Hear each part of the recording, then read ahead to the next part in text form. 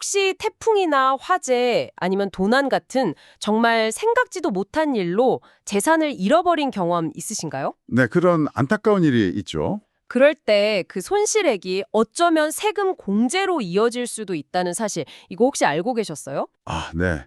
잘 모르는 분들이 많으시더라고요. 그래서 오늘은 그 IRS 간행물 584랑 584-B 이걸 바탕으로 해서요. 개인 재산이나 뭐 사업용 재산의 재해, 재난, 도난 손실 관련해서 세금 규정 핵심만 좀 빠르게 알아보려고 합니다. 네, 아주 중요한 내용이죠. 특히 최근에 바뀐 부분들이 있어서요. 맞아요. 예상치 못한 상황에서 우리가 꼭 알아야 할 절세 정보, 놓치지 않도록 중요한 것들만 딱 짚어보는 거죠. 네, 좋습니다. 특히 그 2018년부터 2025년까지 적용되는 큰 변화가 하나 있어요. 이게 핵심인데 아, 뭔가요? 개인적인 용도로 쓰는 재산이 있잖아요. 뭐 집안 물건 같은 거. 이게 사업이나 소득 활동과 관련 없는 개인 물품 손실은요. 이제는 연방 정부가 선포한 재난으로 인한 경우에만 세금 공제가 가능해요. 아, 연방 정부 선포 재난? 네, 이게 첫 번째 필터라고 보시면 됩니다. 가장 중요해요. 아, 그렇군요. 그럼 그냥 일반적인 도난 사고 있잖아요. 예를 들어 집에 도둑이 들었다거나 아니면 그냥 사고로 개인 물품이 망가진 경우 이런 거는 이제 세금 공제가 어렵다는 말씀이시네요. 네, 맞아요. 대부분의 경우엔 어려워졌죠. 이게 정말 큰 변화예요. 이야, 이거 진짜 큰데요. 근데 또 예외는 있어요. 만약에 같은 해 개인적인 재산 손실보다 재산 관련 이익, 예를 들면 보험금을 더 많이 받았다거나 하면요. 네네. 그럴 때는 연방 재난과 관련 없는 손실이라도 그 이익 금액 한도 내에서는 상계 처리해서 공제받을 여지가 있긴 합니다. 아, 그런 경우도 있군요. 그럼 일단 연방 재난으로 인정받았다. 그럼 공제액 계산은 어떻게 되는 건가요? 이것도 뭐 제한 같은 게 있겠죠? 네, 당연히 있죠. 일반적인 연방 재난 손실은 두 가지 제한이 따르는데요. 첫째는 각 재난 사건 하나당 손실액에서 $100는 빼야 해요. 100달러요? 네, 일단 $100 빼고.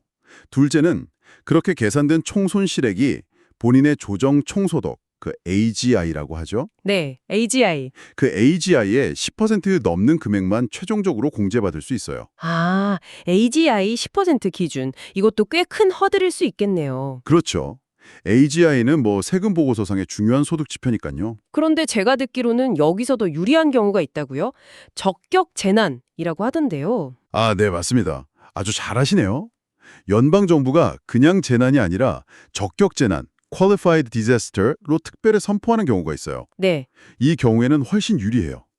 가장 큰 혜택은 방금 말씀드린 그 AGI 10% 제한이 있잖아요. 네, 10% 제한. 그게 없어져요. 와, 그게 없어진다고요? 네. 그리고 사건당 빼는 금액도 $100가 아니라 $500로 오히려 늘어나고요. 500달러까지 손실 인정 범위가 커지는 거죠. 아, 정정합니다. 사건당 공제액이 아니라 손실액에서 제외하는 금액이 $100에서 $500로 조정됩니다. 이건 다시 확인해 봐야겠네요. 아, 제가 잘못 알았네요. 적격 재난은 AGI 10% 제한이 없어지고 사건당 $100가 아니라 $500를 제외하는 게 맞습니다. 네, $500 제외. 아, 그러니까 공제 문턱이 훨씬 낮아지는 거네요. AGI 제한 없고 제외 금액은 500달러로. 그렇죠. 게다가 표준 공제를 선택하는 분들도 있잖아요. 항목별 공제 안 하고.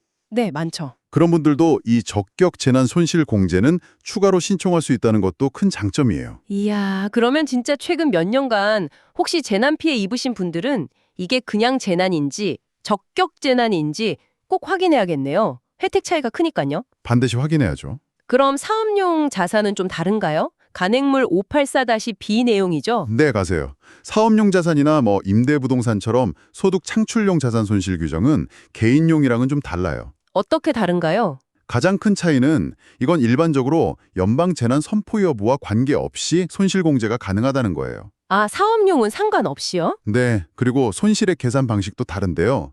예를 들어 사업용 건물이 완전히 파괴되거나 도난당했다 그러면 손실액은 보통 보험금 같은 거 제외하고 그 자산의 조정장부 가액이 기준이 돼요. 조정장부 가액. 좀 어렵네요. 아, 쉽게 말하면 처음 그 자산을 샀을 때 가격에서 감가상각 같은 거 있잖아요. 가치 변동분, 그거 조정한 수의 금액이라고 보시면 돼요. 아하, 네네, 이해했습니다.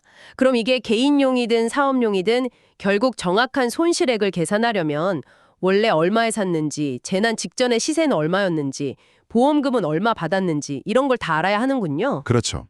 그래서 그 간행물 584나 584-B에 보면 계산을 도와주는 워크시트가 다 들어있어요.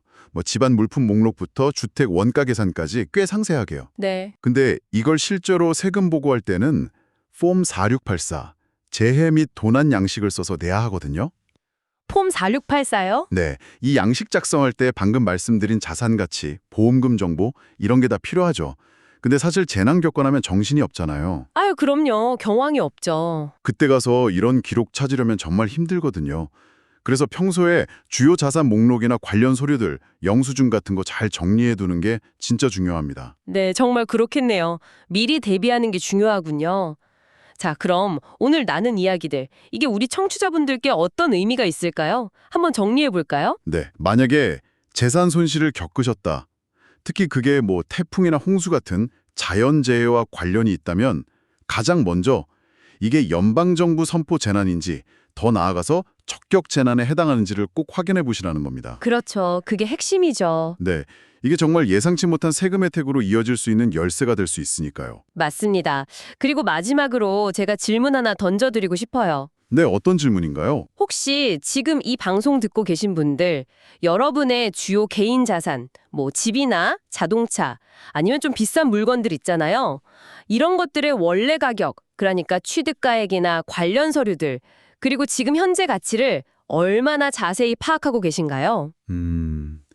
뜨끔한데요. 예상치 못한 상황은 정말 언제든 올 수 있거든요.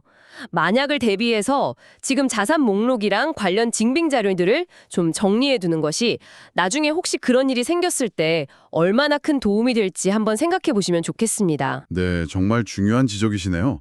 평소의 준비가 나중에 큰 차이를 만들 수 있겠어요. 네, 그리고 최순 재난 관련 세금 정보는 항상 IRS 웹사이트 irs.gov disaster relief 여기서 확인하시는 게 가장 정확하고 좋습니다. 네, irs.gov disaster relief 꼭 기억해 두시면 좋겠습니다.